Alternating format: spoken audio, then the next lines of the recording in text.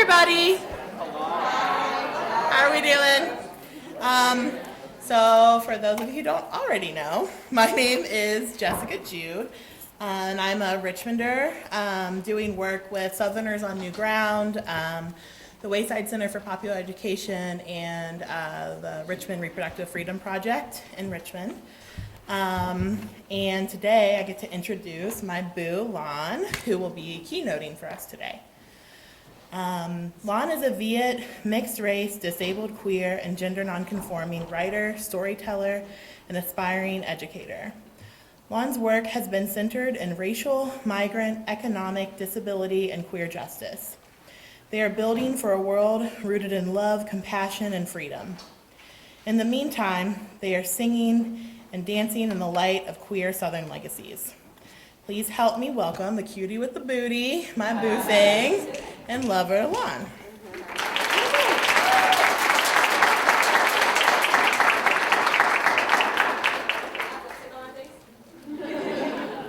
Hey y'all, good afternoon. I don't have a PowerPoint presentation for you today, right? Thank God.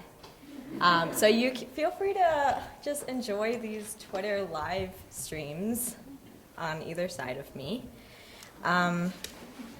I'm going to start off a little bit by reading a piece that I wrote March 4th, 2013.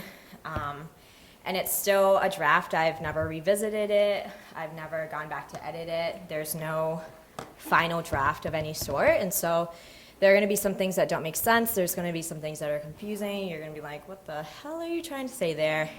And I will probably be thinking the same things as I read this. But I'll share that a little bit, and then I'll do a little bit of a dissection, because we'll find some contradictions in what I write here and some of the decisions that I've made in the past year in terms of moving around, changing location, searching for community. So here we go.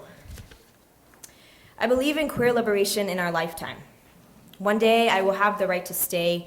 The outline of the commandments inherent to the humanity of my Southern queerness will spell out my name, and it will spell out our names. The right to stay will be extended to our melanin. Black and brown people will be able to stay where we are born, where we are raised, where we are familiar with the ways the sun rises and moon pulls, wind blows and rain falls, or leave if and when we want to, under our terms, our conditions. The right to stay will be extended to how borders and state lines lay, and my Southernness is not challenged, belittled, or erased.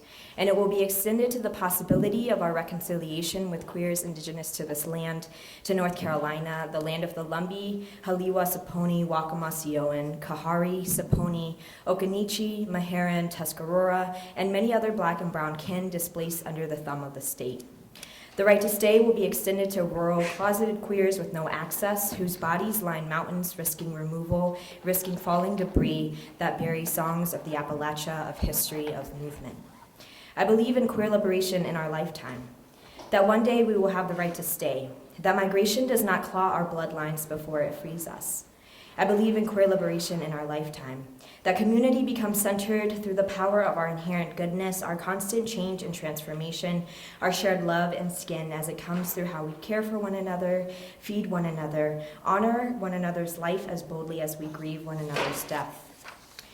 The right to stay will be extended to queers who don't want marriage or state recognition. It will be extended to the hopes and dreams of health not defined by capitalism. Our bodies can hurt and heal without being weighed with the identity of brokenness, of burden. The right to stay will be extended to the homes we have and the homes we will create, homes to take in those who are pushed out. Those who pushed out can be brought back in without alienating those of us who value blood, skin, family. Our right to stay will be extended to one another in the ways we see each other holistically, without ego, without competition, through encouragement and nurturance. Our right to stay will mean our community. I believe in queer liberation in our lifetime, that one day we do not have to be revenue producing to be acknowledged as valuable and worthy. I believe in queer liberation in our lifetime, here, right here in the South, and one day I will have the right to stay. We will have the right to stay.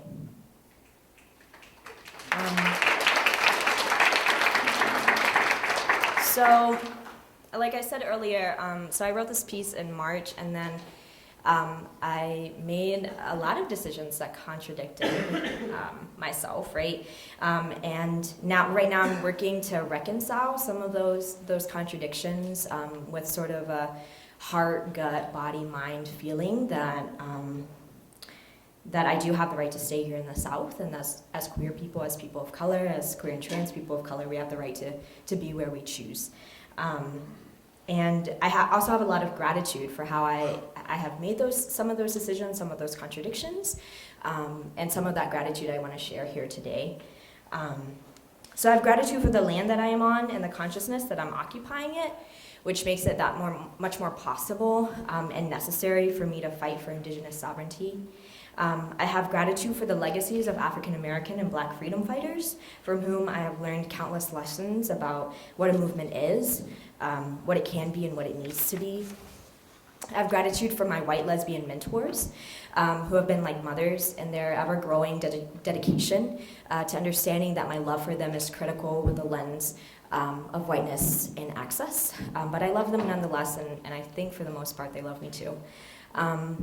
I have gratitude for Black faith and spiritual leading elders, from whom I've learned the values of organizing with faith, with hope, with prayer, to whoever is helping me sit across from the daily horrors of this world and still be able to smile.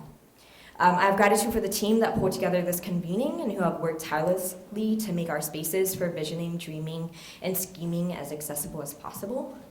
I have gratitude for the university workers, service workers, and staff who have kept this institution together day in and night out. And I have gratitude for y'all for being here today to witness me and to witness each other. And I have gratitude that we know that what we are searching for ourselves, only we can give to each other. And lastly, I have gratitude for our people's bravery and our vulnerability and our multiplicity of existence, and that we are more than the oppressive conditions of this world, that we are possible in every way imaginable, and we just have to start creating ourselves as we've always been. So thank you. So August 6, 2013, I moved to Seattle, Washington. Which is woo in the beginning, right? But then I was like, it's not that far from North Carolina, about 3,000 miles away. 8 hours worth of travel. The time change always messes me up when people ask me how long it takes me to get from North Carolina to Washington. I'm like, it has to be like 12 hours or something. But then I found out that I'm actually only on a plane for like 4 hours. And everything else, I'm just like, ah. So you heard a little bit about me. I'm queer Asian American. I was born in Saigon, Vietnam, and I made home here in the United States. Over the years, I've had the pleasure and honor of doing work with a really diverse group of people, primarily Black and Latino communities, around issues of racial, migrant, economic, queer, worker, etc., justice. And through that process over the past few years, I've been able to develop a really strong sense of self, a sense of political and radical identity through organizing for different campaigns, such as Safer Schools for Queer and Trans Youth, DREAM Act legislation for undocumented students, fair wages and unionizing rights for North Carolina workers, and then to surveillance and the war on drugs. And it really goes on. But that type of work really helped to ground me in this place of being sure very early on that I wanted to make my life's work a commitment to justice. I love the work that I did, and I use love in the past tense because my work nowadays and in the past year has really been more of a personal, private, and intimate kind of work. The last major organizing effort that I was a part of was the 2012 March on Wall Street South, which was a mobilization of people protesting at the Democratic National Convention. And right after that, I really crashed and burned. I burned out extra hard. And for most of 2013 and so far into 2014, I've spent a lot of time in bed juggling school and a job. So I have scoliosis and chronic lower back pain. Scoliosis is just a curve.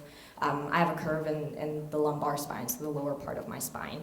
And what that has meant for me is figuring out every single day how I'm going to partition my energy, and also struggling with the fact that I can't leave my bed because of pain, and I can't leave my bed because of this consistent questioning of what am I doing to further my justice work, right? And a lot of times that keeps me discouraged and a mess of my own body. I've had scoliosis and chronic back pain for several years now, but it wasn't until last year that I really acknowledged and like told myself, yes, I'm disabled, and disability changes things, right? Disability doesn't change things because being disabled is bad, but it changed things for me at least because I started realizing how demanding organizing was. I started realizing how inaccessible it was, how scary it could be sometimes to be told by the folks that you're organizing with that the only ways that you can show up for people is to deny your sickness or your pain during your really bad days or really bad weeks, months, years, lives, right? Sometimes our entire life is just a really bad day, unfortunately. Right? You're laughing, but it's real. I struggled a lot to own my disabilities, mostly because I didn't want to be seen as less productive or less valuable. And ultimately, I realized that it wasn't on me, right? That other people had their shit to work on and that they had to get it right. And I say that with a lot of gentleness and compassion for community folks that I've been organizing with several years now, who don't consider disability in their work. And admittedly, I was once an organizer who didn't consider disability in my work, right? I'm sharing this because disability has pushed me to be more intentional about what I consider the work to be, right? The work is always this like really abstract phrase that when we don't define for ourselves gets defined by systems like capitalism and ableism that put all of our value on whether or not we're producing something. And we have to be producing that something under very rigid standards, right? So you have to be on a conference call for like 5 hours at a time. And I hate conference calls. Or you have to respond to like all of your emails in one sitting, or like people are pestering you, and we like pester each other, right? So really my work in this past year has been writing from my bed. It's been staying up late at night and asking myself these questions about what my values are, my visions, my sense of purpose, where I see our movements going, where our movements have been, and how we need to be better with each other. And then compounded with these late nights of reflecting on how it was going to work out for me to have writing be the way that I did movement work, the feelings of isolation as a queer Asian American living in the South was always in the back of my mind. I grew up with Asian American kids. I lived in East Charlotte for a very long time. It was mostly South Asian kids and Black kids. I went to school with mostly kids of color. But there is something about the nature of oppression that we internalize really early on.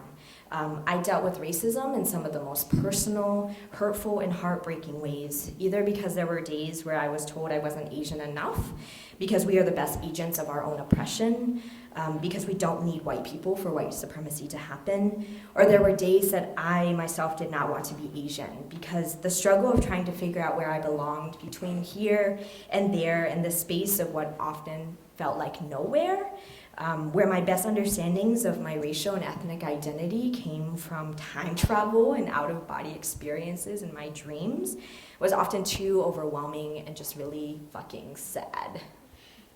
I felt alone, and I felt alone often. I felt alone when I became introduced to Black and Latino communities that took me in and fed me good food, like legit greens and pozole, and cornbread that wasn't mad dry, right? And tacos that weren't from Taco Bell, right? When I started trying to figure out my sexuality and desire, I felt even lonelier.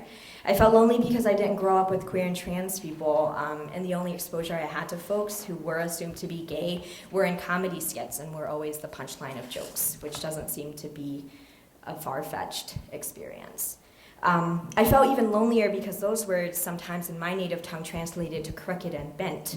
And so I had to ask myself, what does it mean to be queer in Vietnamese and literally crooked, right? Like bent in the back with scoliosis. My spine is curved. Whoa, meta, right? I felt even lonelier because, I didn't have words in my native tongue to tell my mother who and how I wanted to love, to express this constant change and shift and growth. This difference that I felt so, I wanted so badly to embrace, but my tongue could not wrap itself around her. And sooner or later, I figured out how to live with those things. I accepted myself in my complexity. I allowed patience to guide me. I allowed compassion to comfort me in the moments Asians didn't get it, or queers didn't get it, or straight folks didn't get it, or white folks didn't get it, or even other non-Asian people of color didn't get it. Bottom line was that a lot of people just didn't get it, right? I made survival here in the South through good food and good people. I survived, I am surviving, and there are so many parts of this world that were out to get me and the people I love and care about, and I'm here today, and the people that I love are here today. But that survival, as we know, often isn't enough. The first time I was in a queer, Asian American, Pacific Islander caucus space, I could not speak. Because every time I tried to say anything, I felt like I was gonna cry, was gonna bawl my eyes out, right? I was having a visceral reaction. And it was just really hard to know that you've always been searching for that space, and finally you find it, and you realize, like, your reaction is so intense that you feel like, I should have, I needed this yesterday and the day before that. Like, I needed this a very long time ago. And then that was in 2012. That was at the Creating Change conference in Baltimore. So that wasn't too long ago, right? And so towards the end of that year, towards the end of 2012, and then into part of 2013, as a response to the loneliness I felt as a queer Asian in the South, I made plans to either move to the Northeast or to the West Coast. Predictable. But for years, I also recognized the importance of this region to my survival and my life, how life-sustaining it has been, even in moments when life seemed full of shit. Needless to say, I ultimately became a part of what folks have called queer flight, or queer exodus from the South, right? So many of us with deep roots and connections made simply by our settlement, relocation, or birth, or through the connections and friendships we have made, leave. We leave to find our place in the propaganda that is the queer progressive heathen of these other regions that have continuously dissed the South. And let me tell you, I was really invested in trying to find that haven. I wanted to be safe from this isolation, and I kept myself from the honesty that I couldn't live anywhere but in the South. Because you can't find good hush puppies or barbecue or greens or any of that stuff in Seattle, Washington. That's just the truth. And I, for a really long time, tricked myself into believing that I couldn't feel a sense of richness or purpose or groundedness in the South. And, you know, we know what it is about this region that makes so many of us leave, or we assume that we know. None of us can deny the rampant anti-queer gender policing legislation that our government and nation states spew out. We can't deny the violence that we witness in our schools. We can't deny the violence we witness in the streets. But I want to talk about how all of those things can be and are very real, but the narrative of queer scarcity in the South is a lie. It's not our fault, but we have a responsibility, not to the makers of this myth about the South, but we have a responsibility to each other. You know, I'm pretty sure that all of us are familiar with this list of things I'm about to share. When I've told people that I'm from the South. So typically the most popular response is, wow. I'm just like, really? And they're like, no way, how did you do it? Oh my God. And they're like, the South is a tough place. And then they try to go in for a hug and you're just like, don't touch me. Or they're like attached to this like, you know, like really racist, portrayal of the South, and they like want to scream like America in my face or whatever, or they'll say stuff like you're strong. And I'm just like, oh, gross. The perception of the entire South, even though this region is really diverse, that like there's this ongoing story of how the South is the most backwards. That the South sure is horrible, definitely the most racist, the most homophobic, the most outlandish. We should just separate the South from the rest of the country, right? That's the stuff that we hear. Every week someone's trying to annex Texas, y'all know. What's even worse than these ridiculous stories about this region is the pity, shame, and pure ignorance that comes with it, that ultimately supports things like savior complexes, where places like California and New York, filled with the exact same problems except hiding behind different masks and costumes, think they are the ones who are going to save a region that has been organizing and resisting for centuries. The pity then comes with no investment to improve conditions here, right? It's estimated that about 1/3 of all LGBT people live in the South, the fact of the matter is that the US South has received the least amount of funding to work on LGBT issues. This pity comes from neoliberal, faux progressive pats on the back that the Northeast and West Coast gives to themselves. This pity comes with the assumption that whatever progressive change happens here in the US South should be credited to other places. And then, obviously, from what I just shared, there's a lot of people who think that they can talk a lot of shit about the South and talk a lot of shit about our home, right? And then there are a lot of ways that we can internalize all of these things to be the truth that we live by, or we don't, and we leave. And we leave in search of bigger and greener pastures. Sure, the pastures are bigger, but they're not necessarily that much greener. We leave and we tell ourselves, in order to rationalize our departure, that there are no queers in the South. And I say we, and I also want to hold myself accountable. That's what I told myself, right? I'm not sure how I believed that for so long. And I don't, when I talk about not thinking that there are queers in the South, I don't mean physical queers. I mean, I was latched onto this idea that there's no abundance of queer spirit, of queer values. And particularly, I thought that there was no abundance of queer people of color who are challenging, disrupting, and complicating the spaces that I move through. And so I'm talking about, letting go of this myth of scarcity. So then where lies the abundance? What is the abundance, right? Abundance is knowing and having right here in the South spaces and fields ready to receive a queerness that is magical and radical. That's what I wanted to say, but I wrote magical. For its ability to envision and create a world without normals.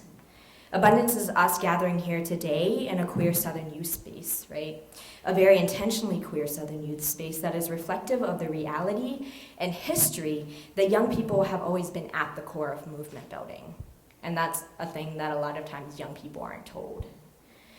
This is a unique opportunity here today to uplift queer youth struggles and desires, and it is crucial to our future freedom that we seize the power of our youth to say no more bullshit, no more nonsense, no more fear. Seize the power of our own lived experiences, of our innovation, of our ability to make mistakes and make wrong decisions, to plant roots for a future that is coming. And we may not be ready yet, but we are getting there, and that is already half the battle. I want us to let go of this false narrative of queer scarcity, right? I want us to look at ourselves in the mirror and look at each other and say, I see you. I see all of the ways that you exist. I see you in the moments that you negotiate all of these different parts of you. Queerness does not look the same for everyone, and queerness in the South definitely does not look like it does elsewhere. We are so much more than the red lines around our wrists, the papers that deny our humanity, the color of our state, the color of hate, the tokenized one in every "we need to save them" debate. Southern queerness feels like the hospitality I have been given over the years, the way different communities have held me with consideration of and without consideration of my gender or my sexuality. Southern queerness feels like parks on hot, humid summer days, barbecues and all of the fixings, playing around with sweat glossing our bodies as the sun sets. Southern queerness feels like holding this preciousness of each other's light closely. It feels like reminding each other that we are divine and we are sacred, that there is this component to our queerness that is made better by the South, and there is this component of the South that is made better by our queerness, and the South is very queer. Southern queerness feels like ride or die relationships, friendships that do not waver, love that lasts through the hard shit, because there is so much hard shit, but there is infinitely many more love. Southern queerness is a song. Our lyrics that have been queered. Southern queerness sounds like a choir of people singing. I defend the South with all of my heart, my soul, my fierce devotion to creating a better world that values us all. And I also have a lot of shit to say, mostly because I'm a shit talker.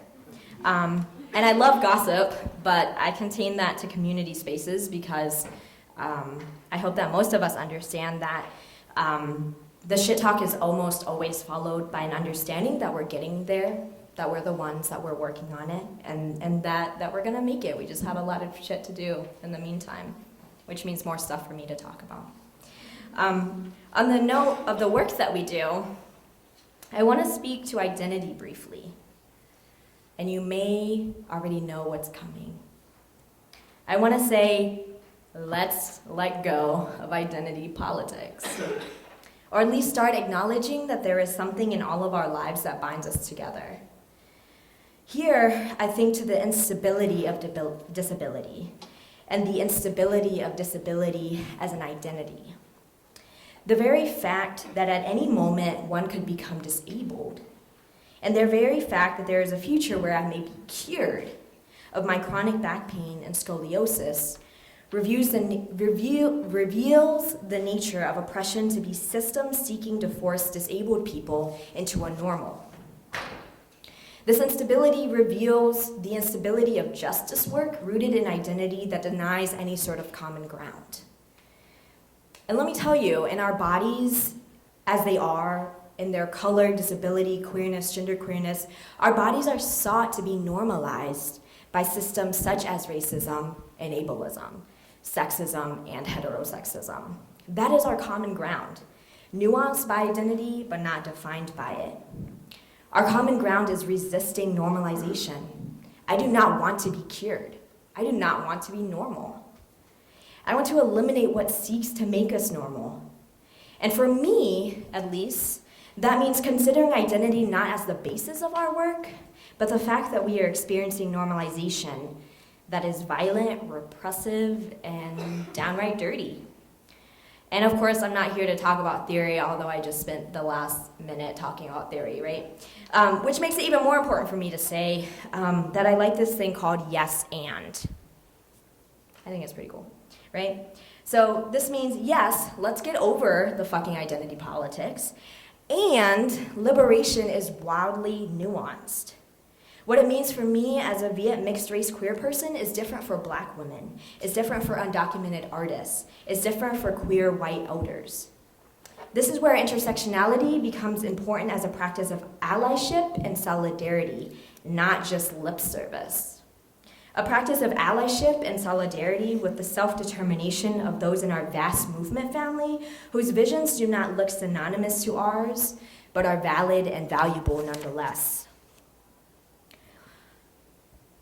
If you haven't seen or heard lately, the South is being uplifted by a lot of different folks, right? Not from here. Most of the folks that I have these conversations with are very well-intentioned comrades who just really love it here, aren't really from this region. And then a lot of the other conversations I have is like a romanticization of this region.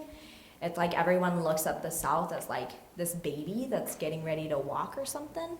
And then when the South takes a step, everyone's like, oh my God, this is so exciting. But it's like, actually, what is really happening here is that the South has been kicking ass for a very long time, right? And the South has been making a lot of people wish they were here. Or at least that's how I like to perceive it, right? And when they can't be here, they find ways to talk shit about us. And I'm not often that pessimistic or cynical, but from the conversations that I've witnessed, folks have a lot of really contradicting views of this region. And the best thing that we can do about that situation is to be better by each other. Build stronger regional power that is rooted in a commitment to justice, liberation, and freedom, fueled by love, compassion, hope, faith, and not just anger, frustration, gloom, and desperation. Because those things will get you going, and they'll get you going right into a wall. The stronger regional power comes from making our relationships to one another more of a priority, more sustainable, more real.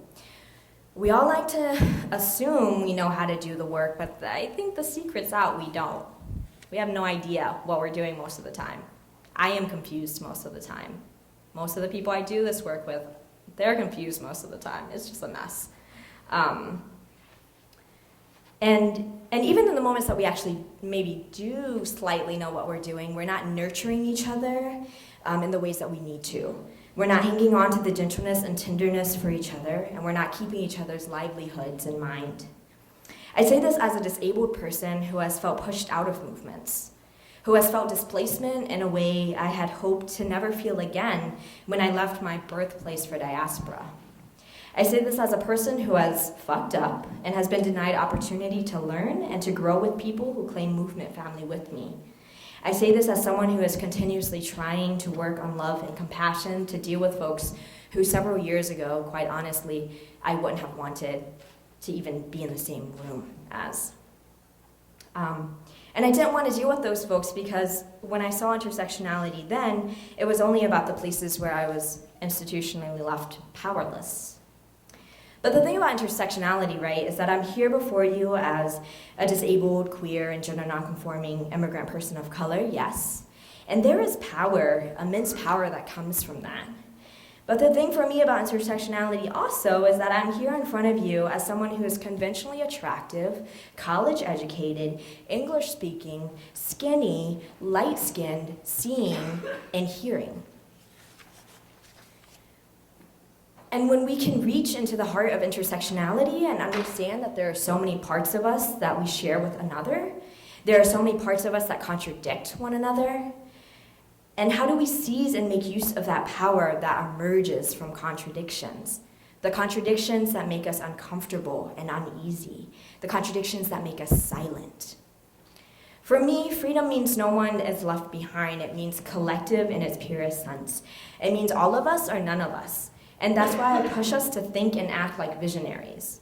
I mean that we need to stop putting compromises and negotiations on the lives of our people who cannot afford to die time and time and time and time again. I mean that when we consider a piece of legislation in negotiation with the state, we need to make damn sure that what protects white LGBT people are protecting people of color. And when we consider the piece of legislation, we do not rely on it to liberate our community. We need to be creating systems that value us holistically, that makes room for all of us and our complexities. The struggle for justice is a multi-fronted, multifaceted effort between everyone who believes that in the end, love will act in defiance. Love will act in defiance to all of the fucked up systems we are wrapped into. And if the South teaches us nothing at all, it at least teaches us of the history, preciousness, and strategicness of building together. So I need us to welcome each other in. I need us to cultivate patience for the long haul and understanding of the urgency of getting over ourselves to make mistakes, to do and to say the wrong things until we know better, until we get it right. I need us to be the queer South that welcomes each other in, that welcomes each other home, whose hospitality translates into the living and breathing idea that everyone's contributions are valuable, that we need to center ourselves in this work. We are charged with the responsibility of expanding how we define justice and the path to get there. We can stand in the streets, march down the Freedom Trail, we can roll in our chairs, I will be limping, some of us will be home. The revolution may be televised and captioned, interpreted, translated, painted in murals, planted in gardens, taught in empty parking lots, cooked with local produce, breastfed and breastfeeding, written, sang, danced. If we cannot carve out space for each other, we are left trying to force a new world into the crevices of the one we currently struggle in. If we cannot understand each other, we are left assuming we know what the work is and who is doing it. If we are not working together, none of us are free. If we are not letting our visions for justice and freedom guide us before our identities, we will hit a dead end. Before I made the decision to move back to the South, I went to the Highlander Center for Research and Education, one of my favorite places on the face of this earth, for their 81st anniversary celebration, where Grace Lee Boggs was going to keynote, and we were all going to view her documentary, American Revolution. Grace talked boldly, even as a 98-year-old, about the importance of creation being more important and more powerful than education. She spoke to acting as if the systems of oppression we know about all too well are gone. Let us start creating in the image of our queer world. Whatever your dreams are for the queer South, I want you to dream it, and then I want you to act on it. And I push us to act with a faith in the power of creation, the power of mistakes, the power of trying things we have never experienced before. But like with most things, there is something deep in our gut that tells us it is right. Like the deep feeling in my gut that justice is the only way. And that's really all that needs to be said about it, right? Is that justice is the only way. I returned to the South because this is where I feel holistic. This is where I see the future of our movements. This is where I see my future reflected in the intimate relationship between our visions and our history. I returned to the South because queer disabled Asians like me shouldn't have to leave. And it is possible for us to be loved, to have community, and to create a better world in our image. I returned because I have the right to stay. I returned because we are complex, resilient, silly, foolish, hopeful queers with limitless faith in the one day where we are free. And that one day starts with us. We are living our elders one day. I am living my mother's one day. I'm living my ancestors one day. And it's our time to build the one day our future ancestors would be proud of. So gratitude, again. Gratitude for this space, for holding me. Gratitude for y'all. Gratitude for my mother, for my ride or die, Addison, for my partner, Jessica, for my friend and comrade, Ted Lewis. Gratitude for the South that is my home. That's all.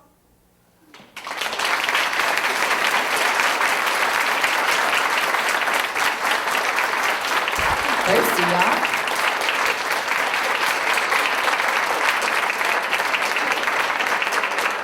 So I'm going to lead us in two very brief closing exercises, closing and opening, so they function as two. I know that it's been a really long day for some of us, and so hopefully, because me, right after lunch, I want to take a nap. And they put this keynote right after lunch.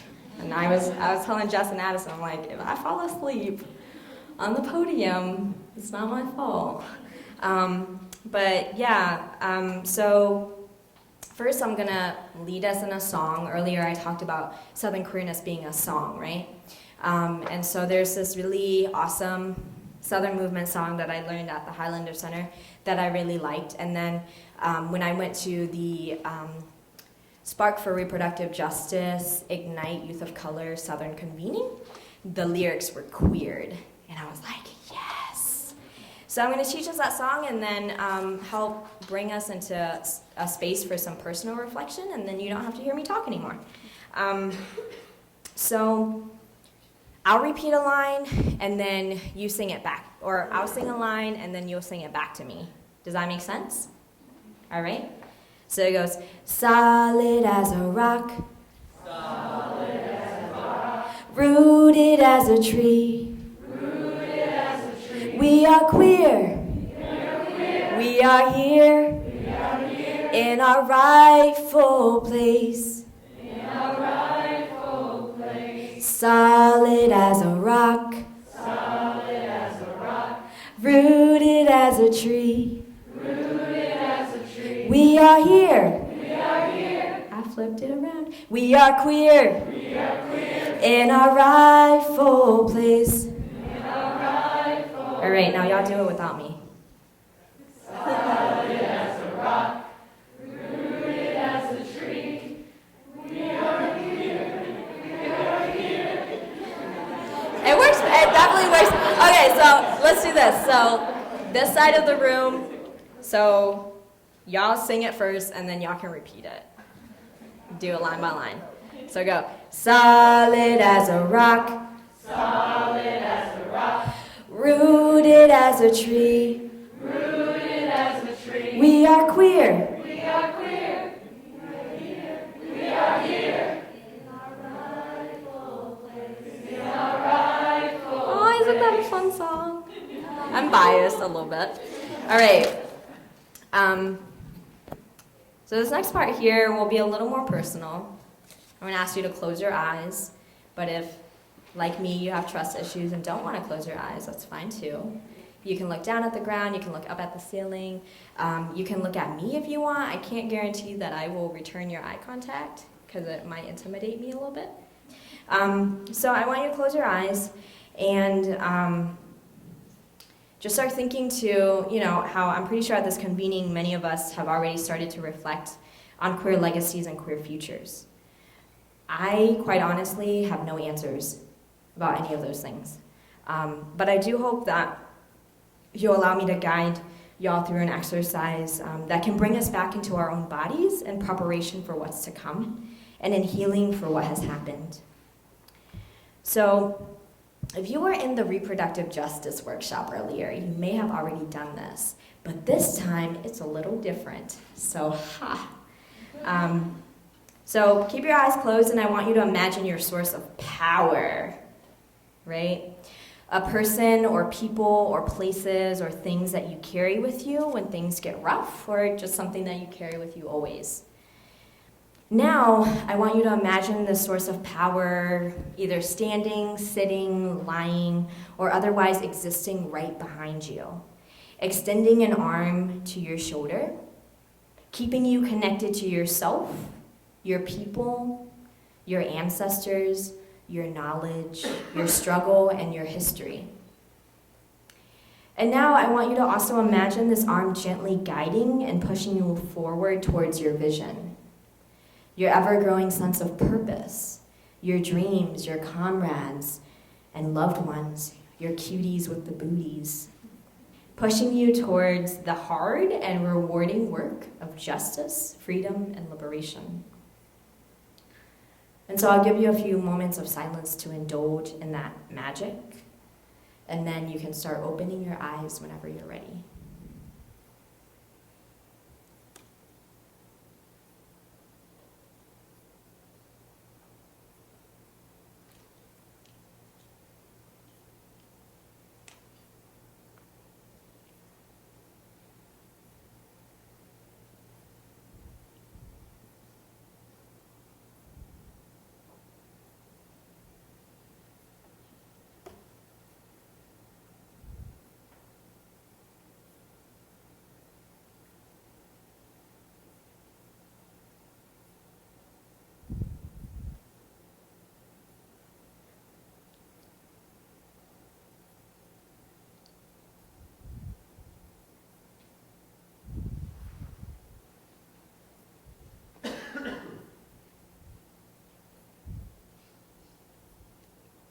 All right. So now everyone take a deep breath and then exhale when you're ready.